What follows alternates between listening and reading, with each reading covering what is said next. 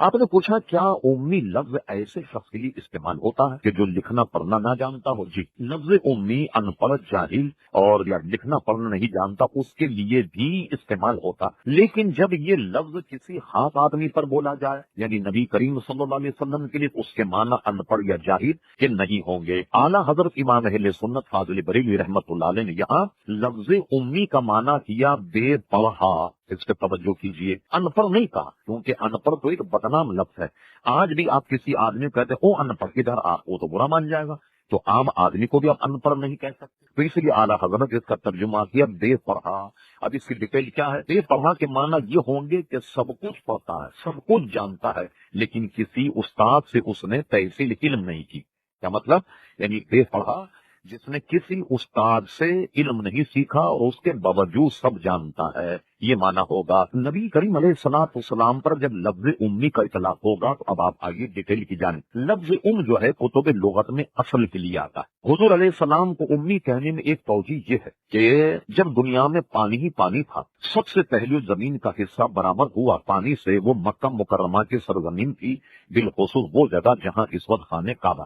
تو خانہ کعبہ جو ہے سب سے پہلے یہ زمین برآمد ہوئی، تو یہ عربی میں چونکہ قرا جو ہے وہ زمین کو کہتے ہیں، تو اب وہ کیا ہوا کہ مکہ کی سرزمین جو سب سے پہلے جو منکشف ہوئی، جو ظاہر ہوئی، تو اس کو کہا جانے لگا ام القرا۔ ام کے معنی اصل اور ماں کے بھی آتے ہیں۔ کیا مطلب ہوا کہ مکہ وہ سرزمین ہے جو تمام سرزمین جو ان کی اصل ہے۔ جیسے میں اگر حیدرآبادی ہوں، مجھے حیدرآبادی کہا جاتا ہے، آپ اگر دلی کے رہنے والے آپ کو دہلی کہا جاتا ہے، ایک شخص بھوپال کا رہنے والا اسے بھوپالی کہا جاتا ہے، ایک شخص پنجاب کا رہنے والا اسے پنجابی کہا جاتا ہے، ایک شخص ملتان کا رہنے والا اسے ملتانی کہا جاتا۔ اسی طرح حضور ام القرآن میں رہتے تھے، اس لیے آپ کو امی کہا گیا، یعنی مکہ کے رہنے والے۔ اب آئیے ہمارے تلائے قرآن مجید فرقان حمید عائد ہے سنقرئ کا فلا تنسا، اے میرے حبیب میں تمہیں ایسا پڑھوں گا کہ تم کبھی نہیں بھولو گے۔ اب دیکھیے قرآن مجید فرقان حمید میں اس کی نص ہے کہ میں تمہیں ایسا پڑھوں گا کہ تم کبھی نہیں بھولو گے۔ اب رہا یہ جیسا کہ آپ کا دوسرا سوال ہے، یہ کیسے ممکن ہے کہ اللہ تعالیٰ نے جس کتاب کے ساتھ نبی کو بھیجا ہو وہ اسے پڑھنا بھی نہیں جانتا ہو اور نہ ہی اس کی کوئی ایک آیت لکھ سکتا ہو؟ برائے کرم حوالوں کے ساتھ جواب دے کر میرے ذہنی انتشار کو دور فرمائے۔ ایک تو میں نے یہ پہلے آپ کا جواب میرا خیال ہے وہ بھی ایک مفصل۔ نبی کریم علیہ الصلوۃ والسلام نے لکھنے پڑھنے سے گریز کیا، اس کی وجہ کیا تھی؟ حضور علیہ الصلوۃ والسلام پر یہ الزام لگ جاتا اگر آپ لوگوں کے سامنے کتابت کرتے، لوگ کہتے یہ قرآن مجید بھی انہوں نے خود گھر بیٹھ کر کتابت کر لیا ہوگا، یہ الزام حضور علیہ السلام پر لگتا، اس لیے آپ نے لکھنے اور پڑھنے سے پرہیز کیا۔ رہا یہ کہ کیا حضور لکھنا پڑھنا نہیں جانتے؟ میں نے پہلے بتایا کہ اس میں بڑی وسعت، مثال کے طور پر حضور جو کاتبان تھے وہی کے صحابہ کرام، ان کو حضور فرماتے کہ تم کاف کو اس طریقے سے بناؤ، لام کو اس طریقے سے بناؤ، میم جب لکھو تو میم کے اندر جب میم کا شوشہ بنا اس کی سفیدی جو ہے وہ برقرار رہنی چاہیے۔ پوری کتابت کے فن حضور علیہ الصلوۃ والسلام سکھاتے۔ معلوم ہوا کہ جانتے سب تھے لیکن لکھنے اور پڑھنے سے حضور علیہ السلام نے پرہیز کیا۔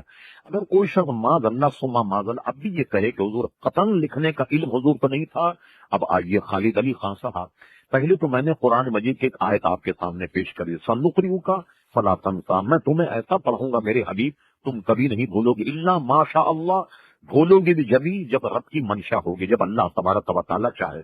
اس آیت کو ذہن میں رکھیے۔ اب آئیے بخاری شریف کی حدیث۔ بخاری شریف میں ایک بات ہے جس کو صلح کا بیان کہتے ہیں۔ حضور علیہ الصلوۃ والسلام نے حدیبیہ میں ایک صلح کی جو بہت مشہور اور معروف ہے، سیرت کی کتابوں میں بھی مشہور ہے، قرآن مجید فرقان حمید میں بھی وہاں کا ایک نقشہ موجود ہے۔ جب صحابہ کرام علیہم الرضوان نے گویا حدیبیہ مقام پر حضور علیہ الصلوۃ والسلام کے ہاتھ پر بیعت کی، جب یہ صلح لکھی گئی، اس کی جب دستاویز تیار ہوئی، اس دستاویز کو لکھنے والے کاتب نے یوں لکھا کہ ان شرائط کو ملحوظ رکھتے ہوئے محمد رسول اللہ صلی اللہ علیہ وسلم کفار سے ان شرائط کے مطابق صلح کرتے ہیں۔ اب ادھر کے جو لوگ تھے صلح نامہ جب پڑھا گیا تو کفار مشرکین کے جو سردار انہوں نے اعتراض کیا، انہوں نے کہا آپ اس میں سے لفظ محمد رسول اللہ کو جو ہے وہ محو کر دیں، اسے مٹا دیں، آپ اس کی جگہ لکھیں محمد ابن عبداللہ۔ ہم تو آپ کو محمد عبداللہ کا بیٹا مانتے ہیں، اگر ہم نے اس پہ دستخط کر دیے تو گویا ہم نے آپ کو اللہ کا نبی اور رسول تسلیم کر لیا، تو آپ اس میں سے اس کے محو کر دیں، بغیر اس کے صلح نہیں ہو۔ بخاری میں ہے حضور علیہ السلام نے وہ دستاویز حضرت علی کو دی، فرما علی اس میں سے تم لفظ محمد رسول اللہ کو کاٹ دو اور اس کی جگہ لکھ دو محمد ابن عبداللہ۔ حضرت علی نے وہ دستاویز لی، یہ بھی کمال ہے، دیکھی ایمان اگر ہو، یقین ہو، حلاوت ہو، ایمان ہو تو ایسا۔ حضرت علی نے وہ دستاویز حضور کو لوٹا دیا اور یہ کہا یا رسول اللہ صلی اللہ علیہ وسلم میں اس خدمت سے باز رہتا ہوں، یہ کام مجھ سے نہیں ہوگا۔ حالانکہ دنیا کا فلسفہ یہ ہے کہ کوئی بڑا آدمی چھوٹے آدمی حکم نافذ کر دے، الامر فوق الادب، لیکن حضرت علی نے اس فلسفے کو ایک طرف رکھ دیا اور کہا میں یہ خدمت نہیں کر سکتا۔ کہا کیوں؟ ان کو بڑی پیاری انہوں نے بات کی، کہا یا رسول اللہ صلی اللہ علیہ وسلم میں اپنے قلم سے کیسے کاٹوں، میں کیسے اس سے سیاہی پھیروں، اس لیے میرا تو ایمان ہے کہ اللہ کے رسول یہ خدمت میں نہیں کر سکتا۔ اٹھائیے بخاری شریف، نبی کریم علیہ الصلوۃ والسلام نے یہ لائن خود کال کر خود کتابت کی جو بخاری شریف میں موجود ہے۔ اب مجھے بتائیے اس حدیث کو جو بخاری میں کیا کوئی بدتمیز یہ کہہ سکتا ہے؟ نبی کریم علیہ السلام کے شان میں گستاخی کرنے والا کہ معاذ اللہ امی کے معنی جاہل کے تھے، امی کے معنی جو ہے وہ ان پڑھ کے تھے، ہرگز نہیں۔ حضور علیہ السلام علم کے اعتبار سے یہ سب کچھ جانتے تھے، اس کے باوجود حضور نے پڑھنے لکھنے کی اجتناب کیا تاکہ لوگ آپ پر یہ الزام نہ لگا دیں کہ یہ قرآن مجید فرقان حدید بھی آپ ہی کی بیعت ہے اور آپ ہی نے گویا اس کو جو ہے وہ لکھا۔